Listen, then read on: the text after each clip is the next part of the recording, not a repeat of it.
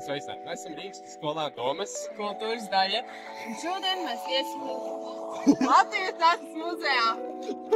Aiziet! Čau! Rīgas skolēnu Domas kultūras daļa nesen apmeklēja Latvijas Nacionālo mākslas muzeju. Un kopīgi, kā jau jūs redzat video, mēs gājām cauri katrai izstādēji un apskatījām arī katru ekspozīciju. Un katram skolēnam ir iespēja apskatīt un apmeklēt Latvijas Nacionālo mākslas muzeju un baudīt mākslu.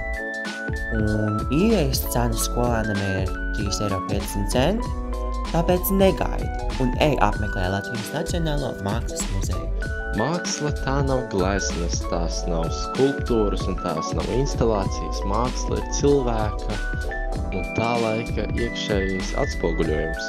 Piemēram, kas man patika tik ļoti mākslas muzejā, bija tieši tas, ka tu vari redzēt it īpaši 16. 17. gadsimta gleznas, un kad tu redz to cilvēku atspoguļojumu, tās cilvēka emocijas, ko viņš izlika tajā gleznā, un ne tikai, ko cilvēks arī parāda no dabas, no sevis, un kas cilvēkam tajā laikā bija svarīgs. Un to, kas cilvēkam bija svarīgs, viņš arī attēloja gleznās. Tas man šķiet savā veidā fenomenāli. Cienījamo skatītāju, paldies, ka noskatījās mūsu video. Tā!